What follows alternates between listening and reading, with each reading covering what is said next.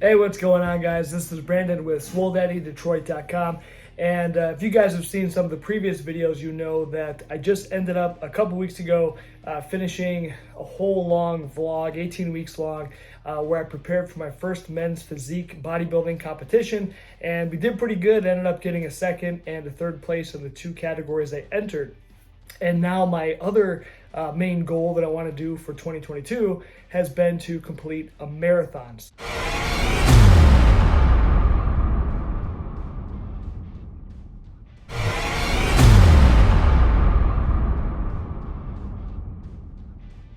At this point, back in November, the longest run I've ever done, I did complete a half marathon trail run.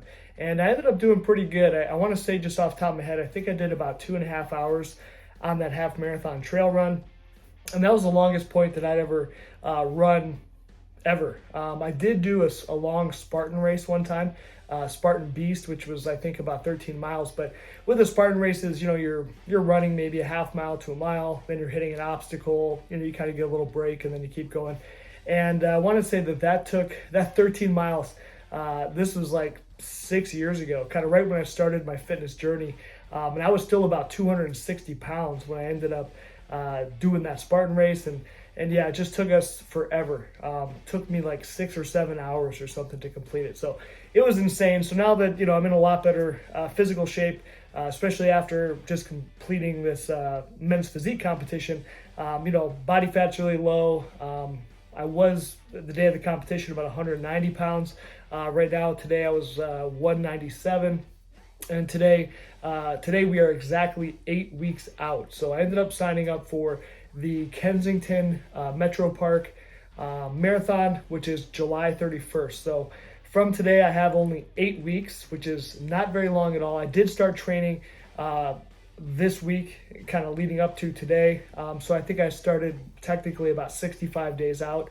So kind of the other interesting thing with this is that within this next 8 weeks, I have about 3 weeks of vacation that I'm going to be taking.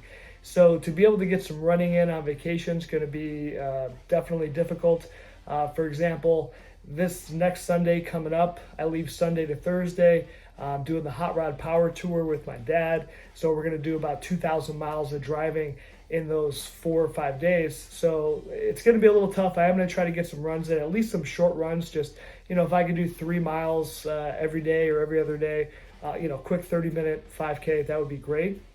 But then the real problem is I get back on Thursday, then that following Sunday, June 19th, me and my wife leave for a couple weeks to go to Ireland. So I'm going to get some running in here and there, but for sure it's not going to be every day because, this is a trip we've been planning. This is our 10-year wedding anniversary. We've been planning this trip for like 5 years. So I don't really want to, I'm going to try to run where I can, where it's convenient, but it's not going to be a priority. So we'll see how this first one goes. As far as the marathon, if I end up, I'm going to complete it, right? No matter what, I'm completing it. I mean, I'm in pretty good shape. I should be able to complete it. Whether or not I can run the entire thing or have to end up walking several miles, that's a whole different story. But we're going to complete it no matter what. But my backup plan is if I can't, because my real goal is really to be able to run this thing pretty much the whole time. Hopefully do about 5 hours, so nothing too crazy, but I just want to, for one, complete it, get it under my belt, and then if everything does go horrible or I get injured or something crazy, then my backup plan is there's another race that's a trail run on September 10th in Pinckney, which is actually at the Potawatomi Trail. We call it the Poto Trail, which is for mountain biking. So I'd like to do that too. Actually, I originally wanted to do a trail race that would be in the fall, September, October. But once I ended up seeing that Kensington, which is like a 5-minute drive from my house, was doing that July 31st race, I just said, you know what, let's just try it. Let's just do it. So, because the Pinckney one is almost an hour drive each way, and it's just not super convenient. The other thing we may have to deal with or battle with is going to be heat. July 31st, probably going to be 80, 90 degrees. But Kensington's doing something cool where they have a rolling start time between I think 5 to 7. So you can just start anytime between then. I don't know if I want to start at 5 a.m., but I probably would start at 6:30.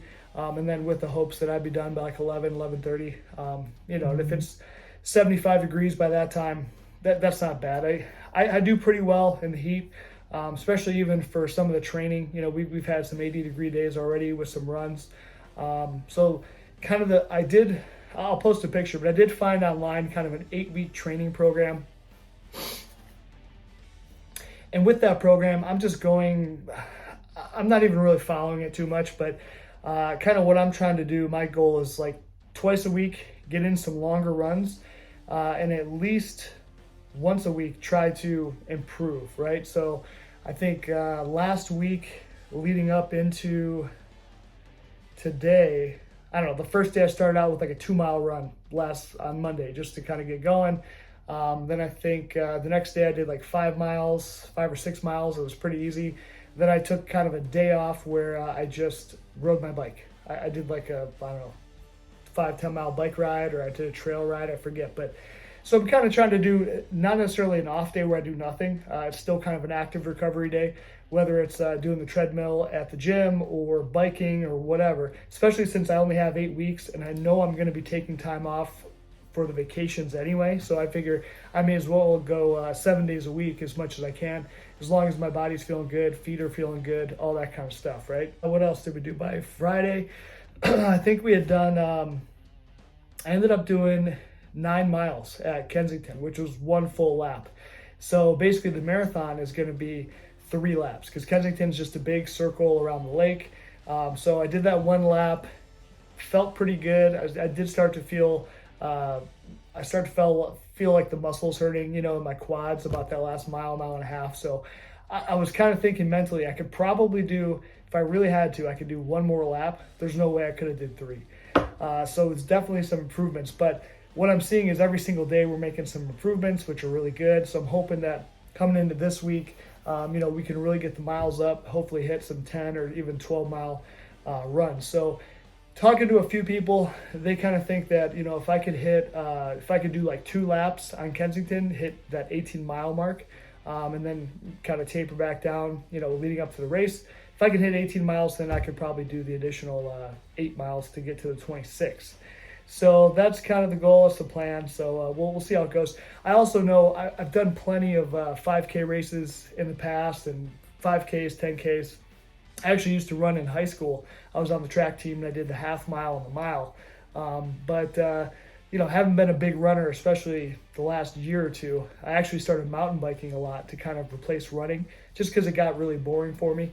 So it's kind of interesting, but yeah, I need to get back into it because I'd like to hit the marathon and maybe do one of these every single year, just do a marathon.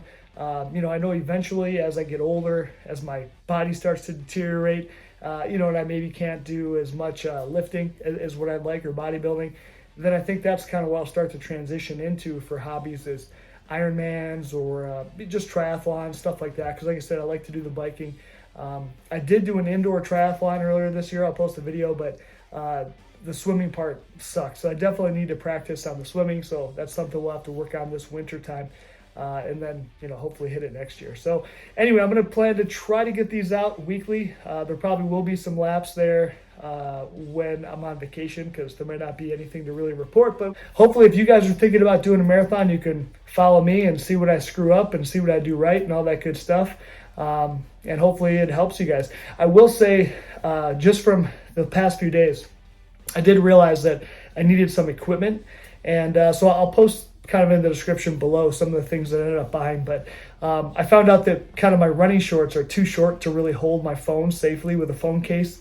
So I ended up buying kind of like a fanny pack, basically just to hold my phone. Then I also realized that my glasses, I have prescription glasses, sunglasses, and they're kind of loose, so they were kind of falling off my face. So I ended up having to get kind of a glasses holder, sunglasses holder, whatever, that can tighten. So that worked out pretty well. And what else? Otherwise, I just use my phone. I listen to, I log with Strava, and then I use Amazon Music for my music. We will have to get more into using like some carbohydrate packs or electrolyte packs once we get into some of the longer runs. I did do that when I did my half marathon. I bought like some carbohydrate little packets, gel packets off Amazon. Actually, I think I got like a 30 or 40 pack.